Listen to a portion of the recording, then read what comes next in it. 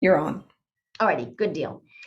So the rationale for funding these and managing them as a cooperative agreement rather than as a straight up grant are several. First of all, most grants operate on a national level. If we do it as a regional cooperative agreement, it allows the communities to define for themselves both what are the regions, what is the geography that makes sense for them, both in terms of production and marketing, and what are the specific needs based on the production and the characteristics of the marketing system in their area. Second of all, it allows as much of the funding, decision-making, and actual money to go to the regions in themselves, allowing them to maximize the impact. The idea of a cooperative agreement is that it is a genuine cooperation between USDA Ag Marketing Service and the entities that will be running the centers. And the idea is through this cooperation to be able to, as much as possible, make the most of existing USDA programs that people may not have been using in a region, and also to fill the kinds of gaps that might exist in their area where grant or loan programs don't actually meet their needs.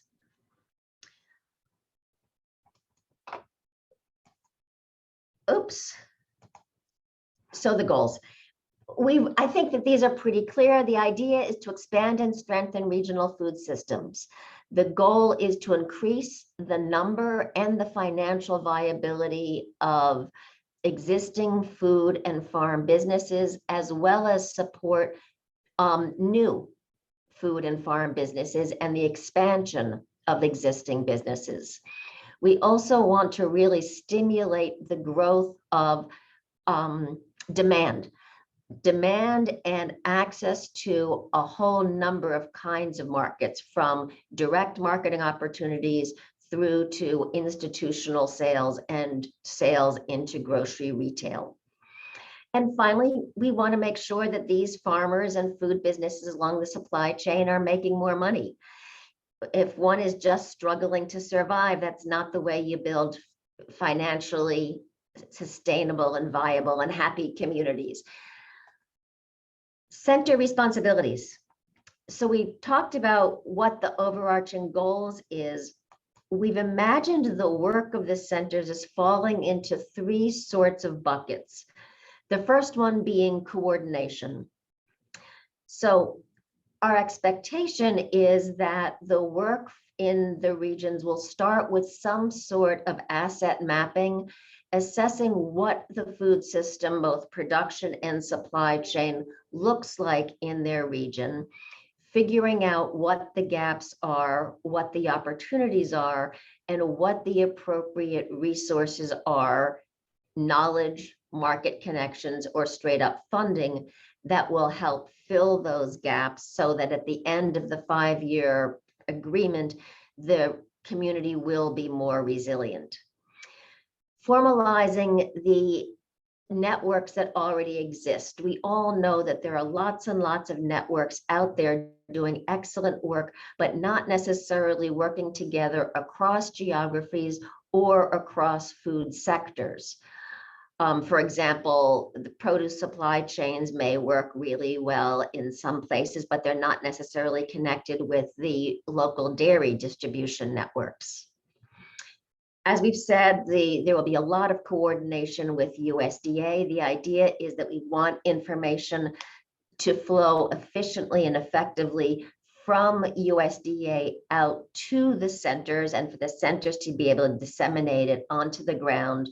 Then feedback about what's working or what could be improved to come back up to USDA, and then horizontal collaboration. We don't imagine that these centers are going to function in isolation of each other. The hope is that they will be working together and sharing information and ideas dynamically so that all can benefit from the wisdom of all.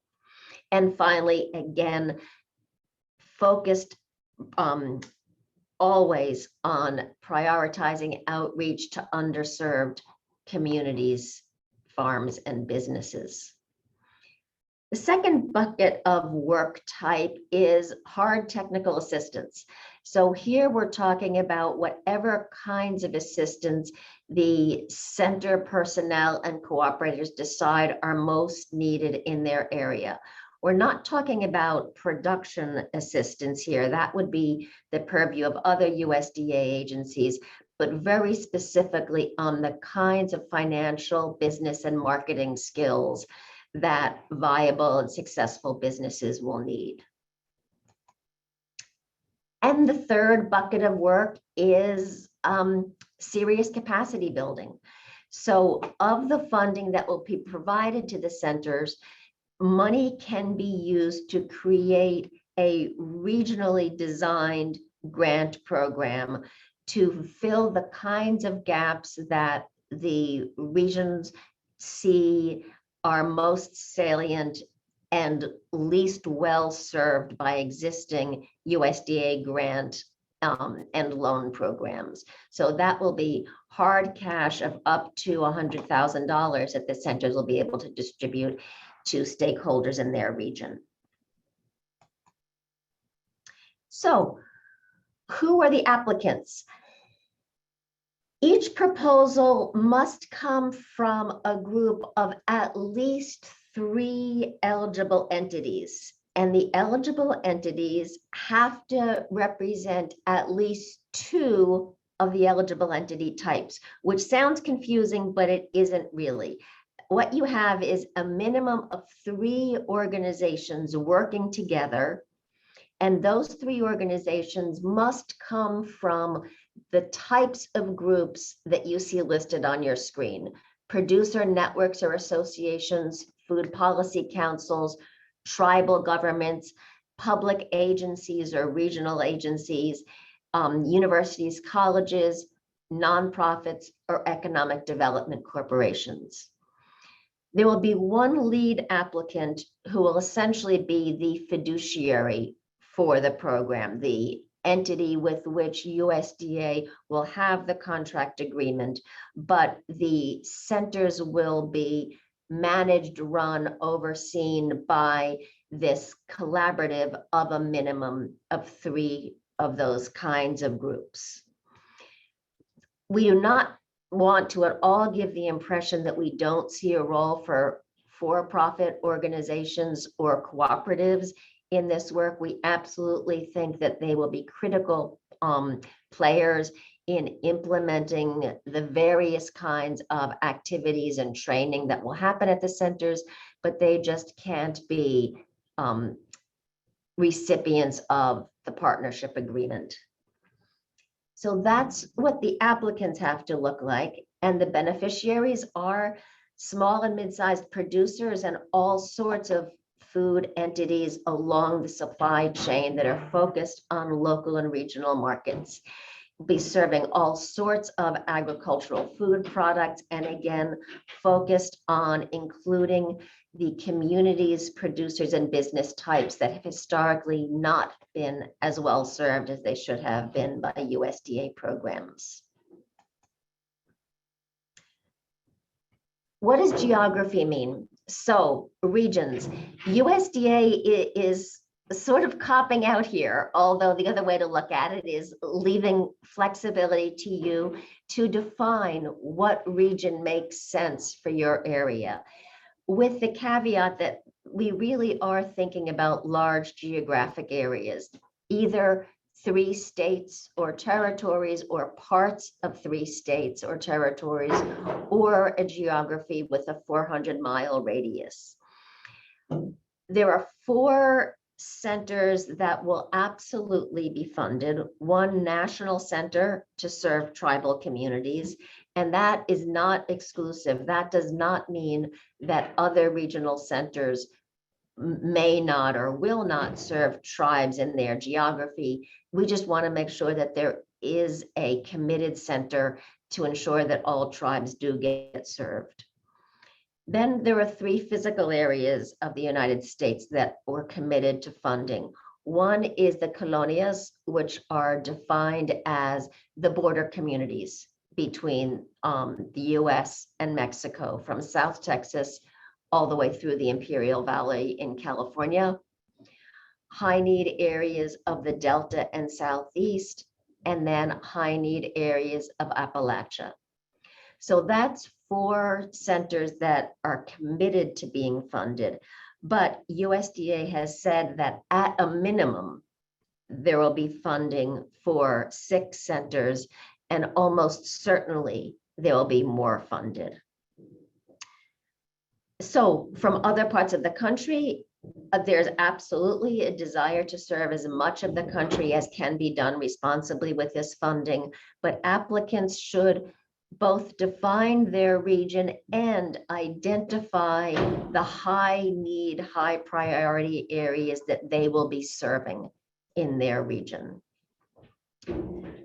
So that is the idea in a nutshell. And here is the website for more information. And Karen, I think that's it. And we're ready for questions. Samantha, what have I forgotten?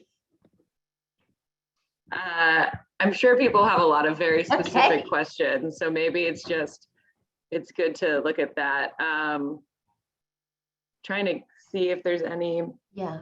There were a couple. Do you have the questions, Samantha? I do, but if you already have them teed up, go for it. So I'm going to kind of start backwards. So there were a couple of questions about the business builder grants. Right. One is up to $1,000 for the business builder grants. Is that per business or per project? And if per business, how many businesses would be allowed? So we're not being prescriptive about that. The business builder grants can be $100,000 per grantee. So let's say I'm running a center in South Texas and there is a new hub that has the need for certain kinds of equipment. Over a period of time, there could be up to $100,000 granted to meet the needs of that hub. How much of the overall center's budget will go to build business builder awards is also not prescribed.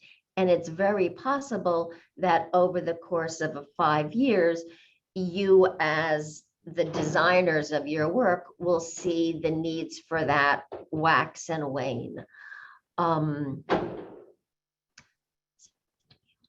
In terms of the process, there's also not a prescribed process for the centers to define exactly how they want to implement or make decisions about the business builder grants.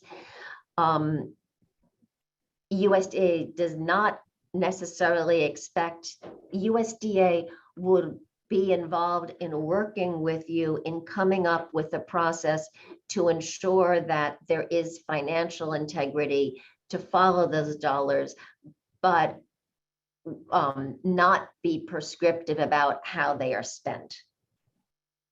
Does that get to some of those questions about the business builders, Karen? It looks like it does. If people have more, please post. Yeah, so or it'll be, just just to raise your clarify, hand. it will be multiple $100,000. It's not a budget of $100,000. Right. There are multiple types of awards, which is why in the RFA it specifically notes that for a lead applicant, you need to showcase your ability to manage the financial controls and requirements associated with 100 plus or a large amount of subawards. So definitely more than one. Right. Is there a network in place for those who want to participate but don't have the capacity to lead? So these networks are really regionally based.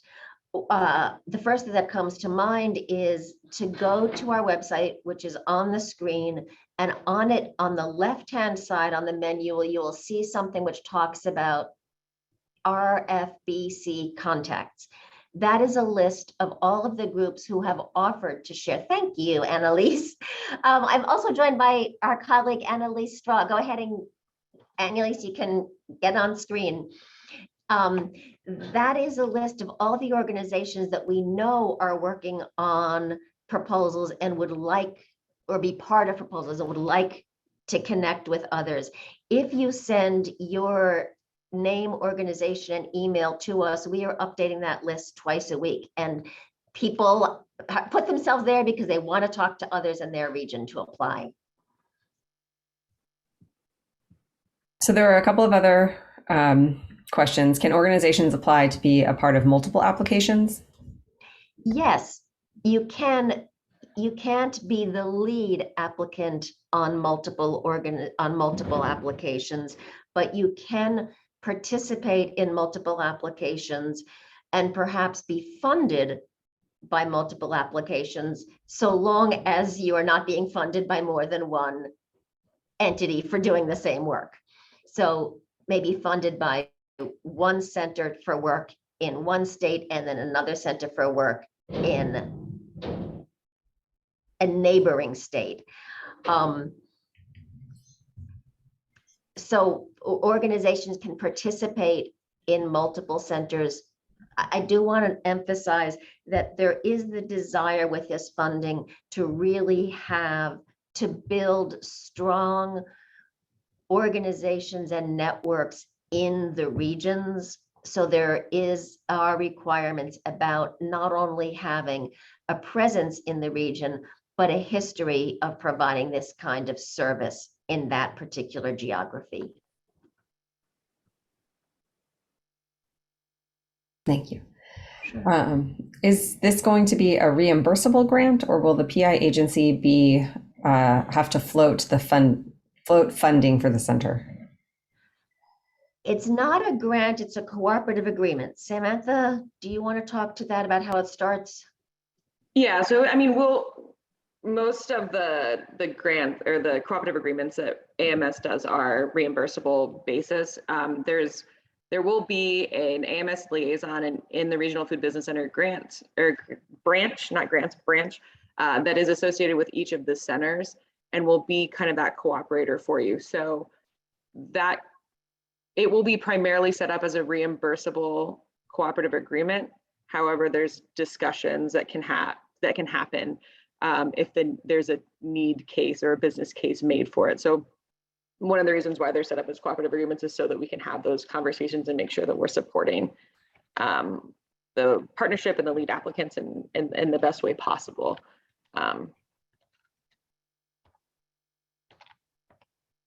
And we're also getting a lot of questions about a deadline extension. So we have received multiple emails and letters from people and understand completely the desire for an extension. We have submitted that forward to people who can make decisions in that case.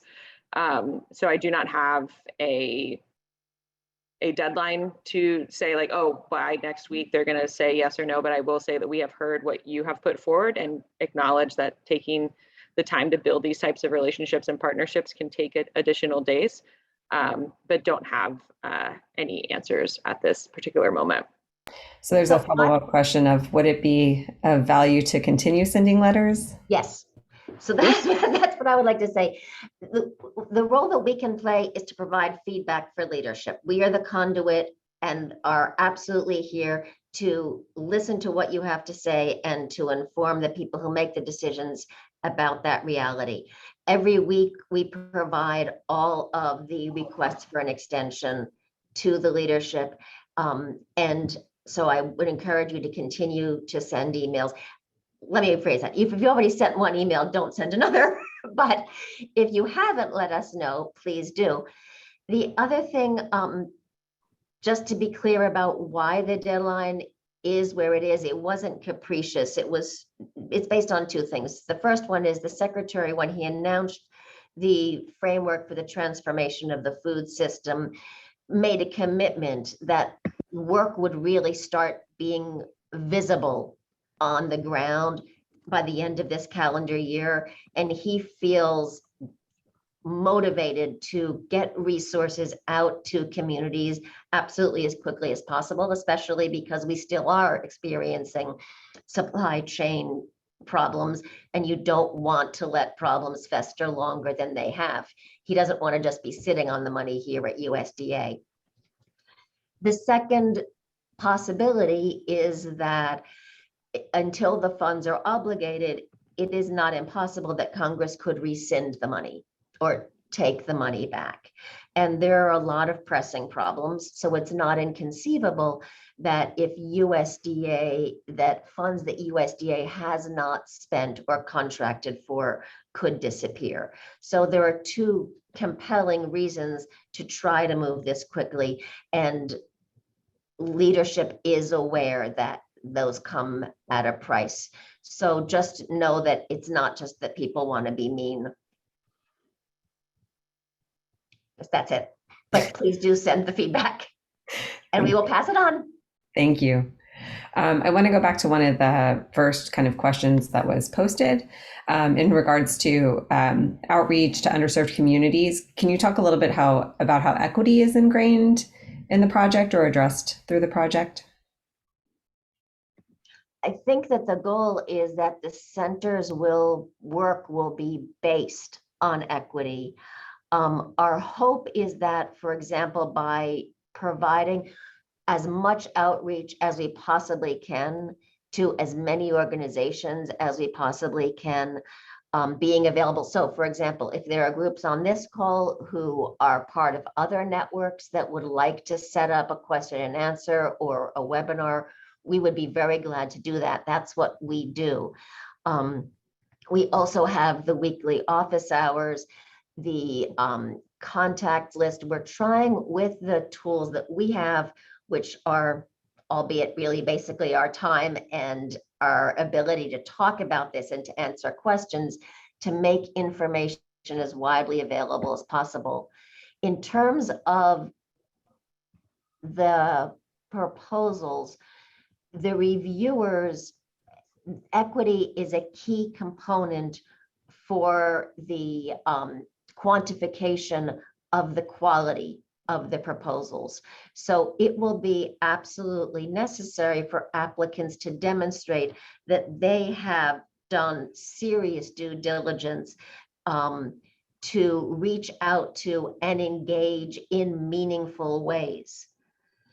Organizations, producers, food businesses, and community members that have been the least served by USDA programs and live in the highest needs areas of their region in the design and planning of the center proposal. It's not going to be just checking a box and that will be okay. That will be a clear criteria that's taken very seriously in the by the reviewers. Samantha, am I missing anything here? No, I'm acknowledging the barriers and challenges associated with the way that this is set up, and that there are a limited amount of organizations that have the capacity to be a lead applicant. So it can very easily feel or fall into a place where it seems like we are giving a bunch of money to people who already have money or have the ability to do it. And so want to make sure that we are very thoughtful and thorough. That is the way that this program has been set up. But what do we have in our control to make sure that it doesn't flow down that way or occur in which there is some lead applicant that's the gatekeeper of the funding. So in that proposal, when we're reviewing and when we're training the reviewers to what they're looking for is that longstanding continued commitment to community and community partnership. I saw someone said, why not focus on partnership instead of outreach? Totally correct. Mm-hmm. These people, all the partners that are part of the partnership, and then also the business builder sub awards or people who come in for technical assistance, that is part of that community, that is part of that regional food business center in its entirety. Acknowledging that there are people who, in that lead applicant or partnership role that might have the access to funding or the access to power. When we're reviewing the applications, we're very much looking for, hey, do you actually have that commitment to community organizations or ones that are less resourced or able to take this on? Have you demonstrated that commitment? What kind of placeholders are you putting in the structure of this regional food business center to make sure that those people are at the table, that you go to their table, that you don't force them to come to yours? What are those types of things? So we're very much pushing that into our trainings and for our review panels and seeing what we can do to address those barriers. Thank you both. I'm going to go We have some questions about kind of technical aspects of what's written in the application. One question is, could you please elaborate more on the focus of technical assistance? It was mentioned that production is not the focus, but rather financial marketing education. Would product development or food science be a priority? Yeah, and there was also a question I saw from PASA about how much will be focused on farmers. And I don't want to be dismissive of the needs that farmers have for support. What I meant was production, like conservation practices kinds of things. This would not be the best fit for it. With that said, you all are the experts in your region, but that is not the primary goal of this effort. However, helping farmers get market ready and able to sell into markets, it will definitely be obviously a core function of probably many, if not all, of the centers. The idea is really to allow the regions to assess where they are now, where the opportunities are, and what are the most both immediate, then medium term and long-term needs for them to build strong, viable systems. And I don't think that USDA would say in advance that anything that the region identifies clearly as a need would be off the table. Does that answer the question?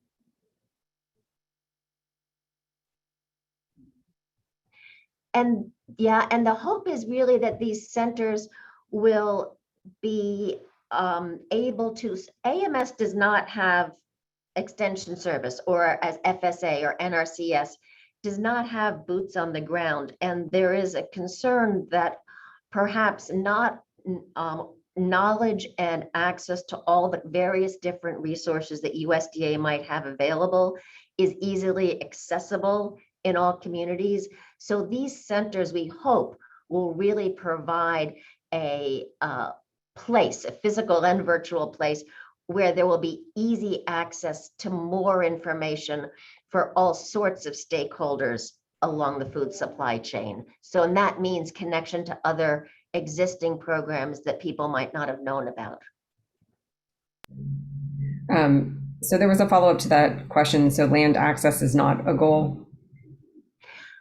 Not explicitly, but there's other money out there for land access now, which if you'd like, we can send you information on, but there's specifically a different funding stream from FSA for that. With the application, I think due soon, yeah, October 22nd or 23rd.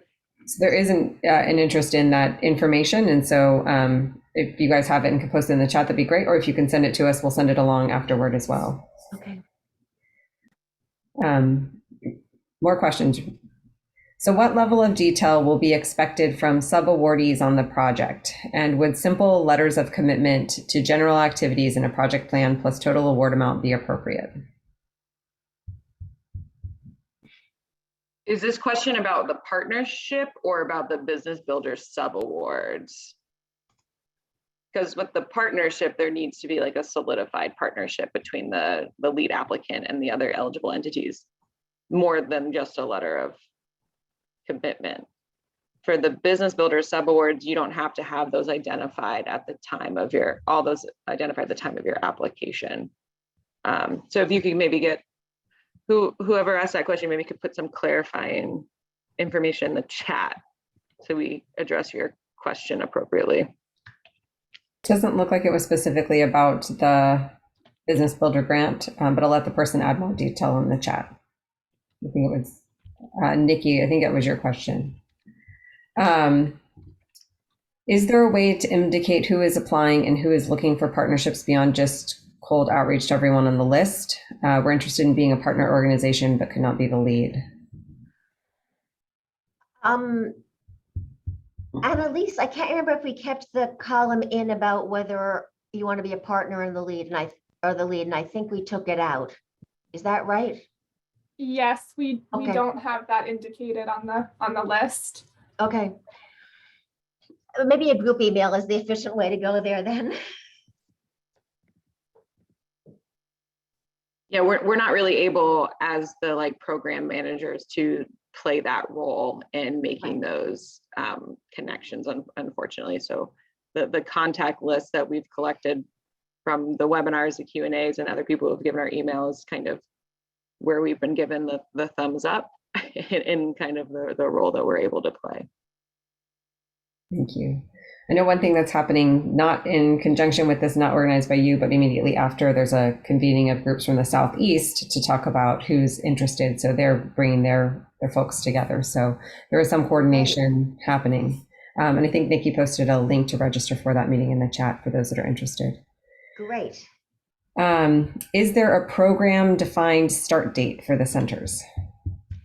No, because that will rely on the discussion that will happen between USDA and the applicants. And one thing that we haven't discussed is there will probably be, or maybe it has been in the chat, there will almost certainly be multiple applicants in different regions and crossover.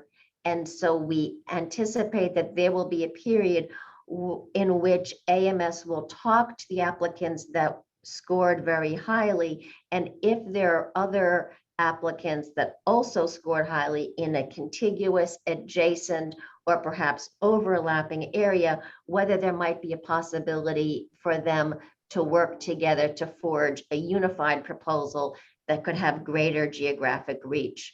So since it's a cooperative agreement, there will need to be discussion with each for each award, and that will take a period of time. So it's not clear exactly how long that will take. And as a result, when the awards will be announced, it's also not necessarily clear if the awards will be announced all at once or as the agreements are reached. Thank you. So going back to the Business Builder Subawards, is that the only way for other organizations or TA providers or partners to participate if they are not part of the applying partnership? Absolutely not. No, the subawards are simply the bucket of hard cash that some kind of entity, advisory group, stakeholder group, whatever in the region will decide how to dispense and to manage. But all of the communication, coordination, training, technical assistance activities, we anticipate would almost certainly be done by a whole variety of different groups in the region that have specific kinds of expertise and experience doing different pieces of the food supply chain. So the centers would be able to work with, contract with providers and partner with to do services to achieve the final goal. The expectation is not that there will be 1, 2, or 3 large entities who will keep all the work, keep all the money and do all the work. The idea that they will be a conduit to bring together and manage a larger group, making use of the expertise that exists out there already in the region. And the Business Builder Silver Awards are kind of mirrored off of the Dairy Business Innovation Initiative work. And so there's opportunities for a potential sub-awardee to receive direct technical assistance from a technical assistance provider at the regional food center, and then receive that sub-award based on recommendations put forth by those technical assistance providers at the center. So you can also have a competitive sub-award program that did not try to get that or receive that direct technical assistance, but then you can also have a route in which people come in, get that direct TA, maybe do a business plan or training program with you, and then are awarded that sub-award non-competitively because they went through that program. So that those individuals providing that technical assistance can be part of that center and maybe not the lead applicant or the partnership. All right, we're going to keep going with this because there's a lot of questions for clarification in the chat. So TA providers, so are TA providers included as partners or some other classification? Samantha, I'm going to defer to you in terms of semantics. I would say they can be partners, but don't need to be part of the partnership. Right. So like, yeah, there's a lot of applicant, lead applicant, partnership, partners, completely understand confusion there. But yes, that's kind of the route. And how about this? What it would be safe to say is a strong proposal would include clarity about the lead, the applicant, and the eligible entities that are part of sort of that core group, but also clarify all of the different kinds of organizations with whom they are going to work cooperatively and collaboratively, the role they were and the role that they will play, and the expectation of range of funding that will be flowing to them to do that work. In the partner, the lead applicant in partnership, because there's some questions about what all needs to be solidified and everything. Though that main partnership and lead eligible applicant needs to be solidified. If there are major components of your center proposal, like you're going to be doing a huge TA curriculum course and then having people go through it, and that's how you do your subawards or something, then whoever that TA provider, because that's going to be a main activity of your center or something. This is just an example. There's so many other routes you can take, but then that key node of your activity would need to be kind of brought in and identified. But if there's other activities that the center is proposing to take on, because again, these are cooperative agreements, and we know that there needs to be iteration that happens. This is a quick turnaround where I understand you want an extended deadline. We're putting it forward, but if the November 22nd date stands, we know that it's a quick turnaround. That's why we're going to have the AMS liaisons, and it's set up as a cooperative agreement, and we're working together. And if some activities need to change or develop, or you went out into the community, you did a needs assessment, and you're working with the community, you go to their table, and actually what they need is this. There's ways to change it, to adapt, to best meet the needs of the region and the community that's been identified. So this isn't like you come in now, in 60 days, all of your partners are established, all of your activities for the next 4 years are laid out, your budget is exactly accurate, it's not going to change at all. That's unrealistic and acknowledged. And so whoever are those main key components that could make or break a center's success and your application success, the activities you're putting forward, need to have those letters of commitment or that solidified partnership or bond. Others that are more, I don't want to say in the wind, but you know what I mean? You know, if it's a key component to the application, all of those things should be showcased to the reviewers that specific key entity is here, involved, committed, has connections to the community they're trying to serve, that kind of stuff. So thanks for that clarification. I think that gets to some of the questions of what are they required to complete for the grant? What's necessary for them? Do they need to outline in a letter of commitment? And then can some of these roles be defined after the award? And I think you kind of got to those answers. Yeah, I think a letter of commitment is appropriate with an explanation of the kinds of work you will do and the expected ballpark amount of funding that you will absorb to do that. A formal MOU that is required of the core group would not be required for that. So going along with this, there's a couple of questions about the budget. How much of the budget can go towards these partners? What percentage is expected to go towards the business builder sub grants? There was also, percentage of total funding request should the sub award be? That's not being prescribed. It's to your wisdom based on what you think the needs are of your area, and it may not be constant year to year, right? It might be more appropriate. You might feel that at different times. For example, in the beginning, that there might be more of a need for a certain kind of work, so a larger percent of your budget would go to that. than in subsequent years. This is not like other grant programs, which restricts how much or what percentage of funding can be spent in what way. I think it would be important just to explain the rationale.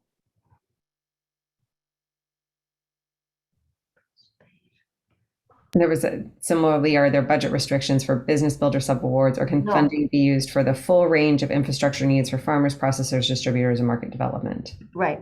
Okay. Sorry, there is a question. Kate, would you all clarify what the difference between a cooperative agreement and a grant? And I think you said that at the beginning too. Sure. Well, there are different legal requirements, but what it mainly means is that instead of having one set of criteria or work plan that applies to all of the applicants, strict rules about what the money can or cannot be used for, a cooperative agreement is much looser. It's not defined by statute. The other grant programs are created by Congress, and Congress says in the Farm Bill very explicitly what the goals are for the program and how USDA should achieve those goals. This is different. The goal is more wide-ranging. It's improved viability and success of regional food systems, but the definition of how one gets there within the few parameters that are in the RFA are up to you to define. The second way that it's different is that with the grant, USDA provides the funding, the grantee does the work essentially in isolation from USDA staff, and then just interacts with staff again to provide reports. With a partnership agreement, USDA is an active partner in the work. So there will be, for example, a USDA staffer provided to be the liaison, support, assistant, helper, partner for each region. Reporting is slightly different. That would be something that would be worked out through the partnership agreement conversations. Yeah. The other thing is that it's not a recurring grant, right? This is a one-shot deal because this was a pot of money that Congress gave to USDA one time to meet an immediate need. With the expectation, or Congress's expectation, is that once this money is spent, the problem will have been fixed. Yeah, so the language states that USDA needs to have substantial involvement, which turns it from a grant to a cooperative agreement. So we're active in the support of you, but not in a way in which it's a micromanagement or a constant program evaluation. It's a support system, and it's a way to bring the subject matter knowledge and also connections throughout USDA. So yes, this is housed in AMS, and the Regional Food Business Center branches within the local regional foods division in AMS. But this is not an AMS center, and we don't want it to be seen as that in terms of you can only have access to AMS employees. There are a wide range of USDA resources that people who go to the centers are going to need. So these people that technically sit in AMS are going to be working with the local regional working group across the USDA, bringing in partners when needed from NRCS, FSA, Office of Urban Ag. They're your connector to all of USDA. It's not just AMS, with an understanding that there's support needed across the whole supply chain.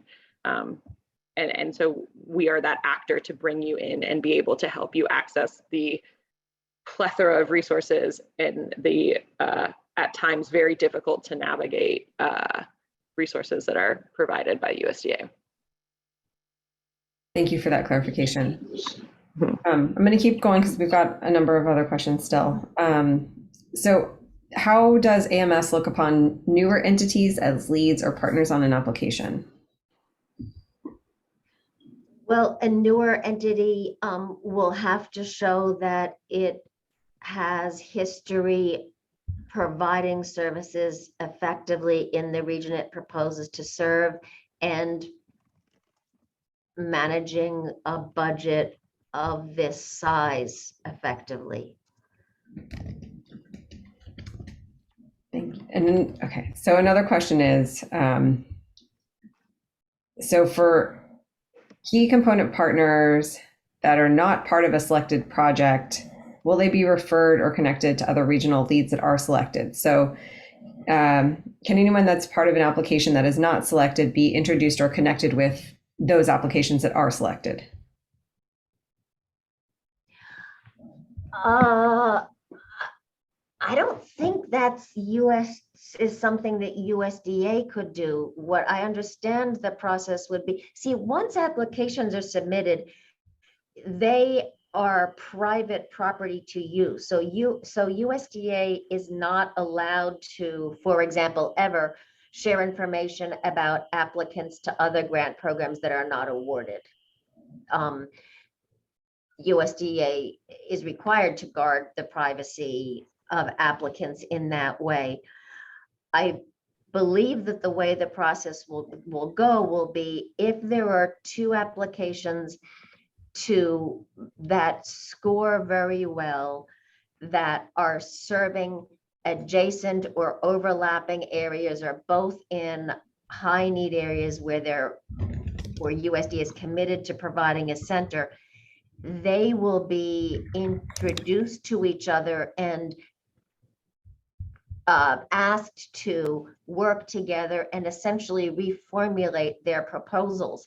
During that process, there is nothing to preclude them from reaching out to other partners in their areas to meet perceived weaknesses or needs that a joint proposal could have. But I don't think that USDA can play a role in coordinating actively with non-awarded program participants. Just to put this in context, we have to be super, super careful of not being perceived as playing favorites or weighing the scales in favor of any one particular group or another, right? So that kind of conversation would be one that would happen in the region. But once the centers are chosen, they will be Yeah. shared publicly. So there's nothing preventing an organization that wasn't selected from reaching out to a center that was selected and saying, hey, these are some activities we're going to put forth in our application. Do you have a role for us in this? Right. We just can't be that connector. Thank you. We have a few more still. So do all aspects of agriculture, protein and produce, have to be included in an application, or could they just do one or the other, focus on one area or the other?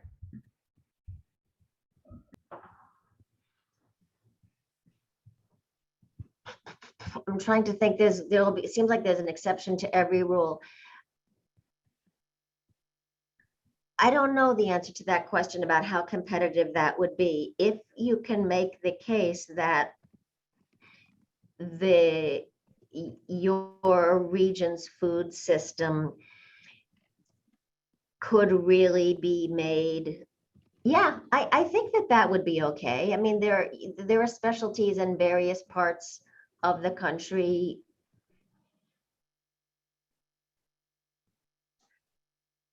Yeah, I would add, so we're looking to do food system transformation. However, there are different areas that have different specialties. I just came from like the local catch summit in Alaska.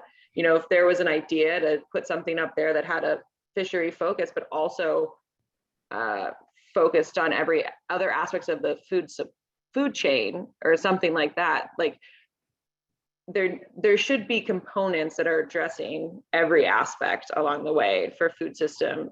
This was announced as part of Secretary Bill Sachs, like right, food system transformation thing.